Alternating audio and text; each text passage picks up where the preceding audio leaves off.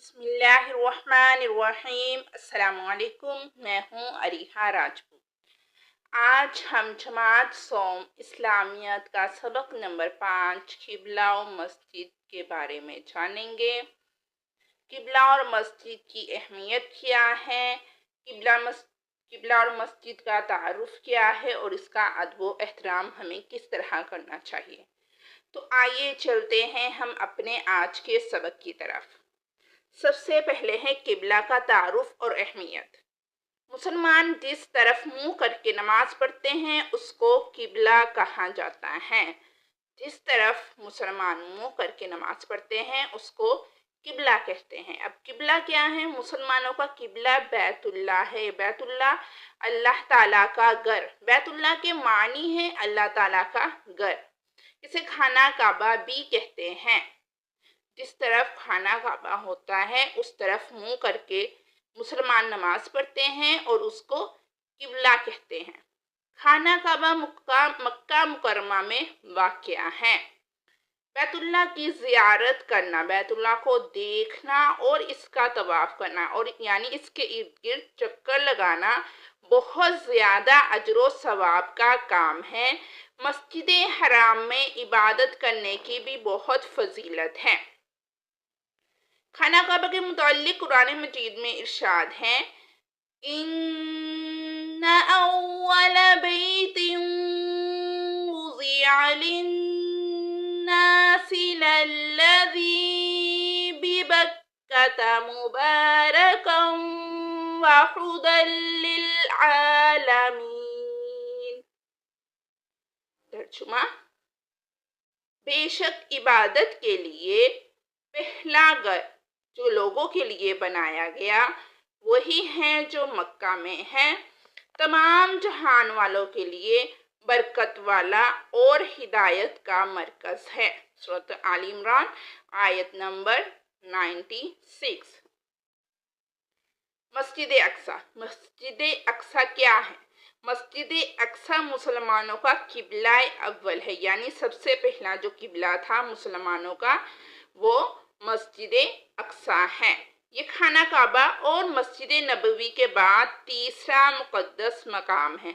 सबसे पहला मुक़द्दस मकाम खाना काबा, उसके बाद मस्जिद नबवी, उसके बाद मस्जिद अक्सा। ये 3 मकाम हैं दुनिया में जो सबसे ज़्यादा मुक़द्दस हैं। बाकी मसाजिद भी मुक़द्दस है लेकिन ये सबसे ख़ास हैं और इनके अपने अपने मकाम हैं।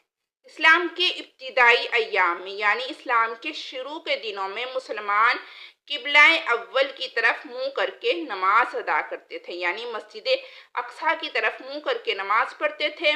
उसके बाद अल्लाह ताला ने उन मुसलमानों को हुक्म दिया कि वो अपना रुख खाना काबा की तरफ फेर लें। किबला के आदाब।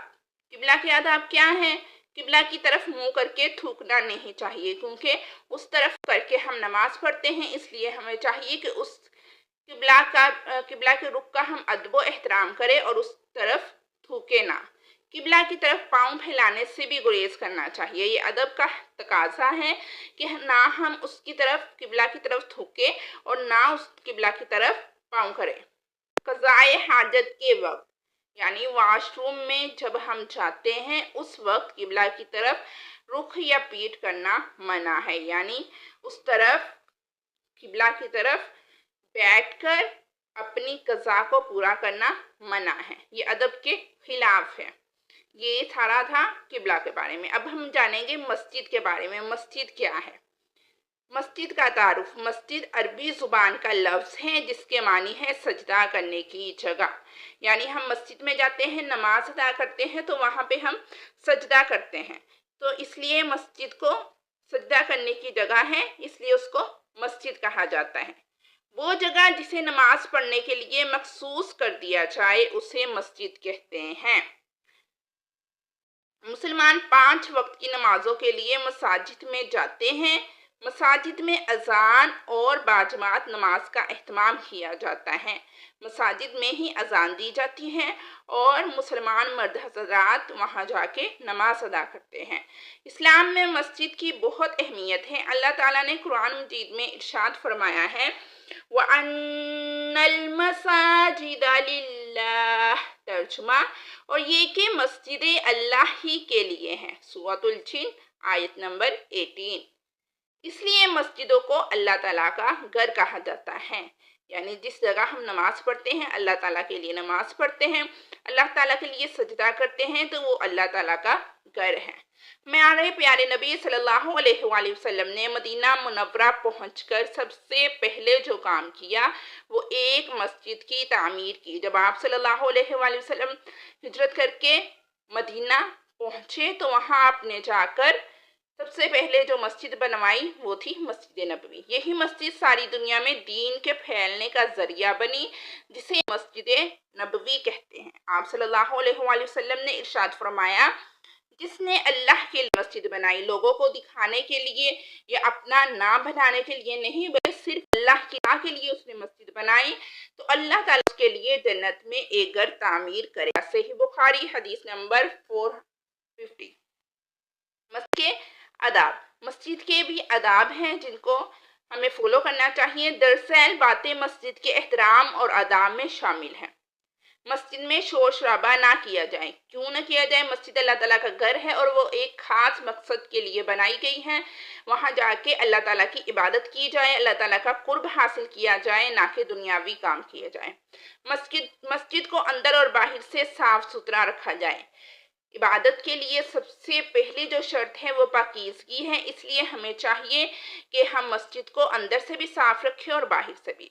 مسجد میں پاک صاف کپڑے پہن کر اور خوشبو لگا کر جانا چاہیے، کیونکہ جب ہم پاک صاف ہوں گے، ایک تو پاکیزگی حاصل ہوگی، دوسرے مسجد میں آنے والے مسلمان اذیت میں مبتلا نہیں ہوں گے۔ کوئی بدبو پیدا کرنے والی چیز کھا کر مسجد میں نہ جائیں۔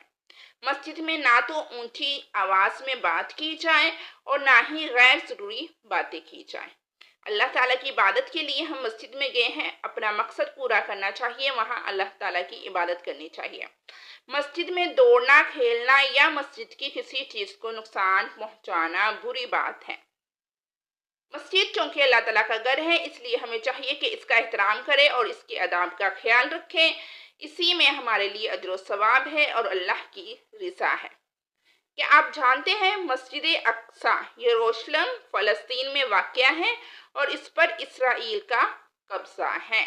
یہ تھا آج کا ہمارا سبق، جس میں ہم نے قبلہ اور مسجد دونوں کے بارے میں جانا، ان کی اہمیت اور فضیلت کو جانا، قرآن و حدیث سے ان کی فضیلت کو جانا اور ان کے آداب سیکھے۔ امید ہے آپ کو ویڈیو پسند آئی ہوگی۔ مزید اسباق کی ویڈیو دیکھنے کے لیے چینل کو لائک، شیئر اینڈ سبسکرائب کریں۔ اللہ حافظ۔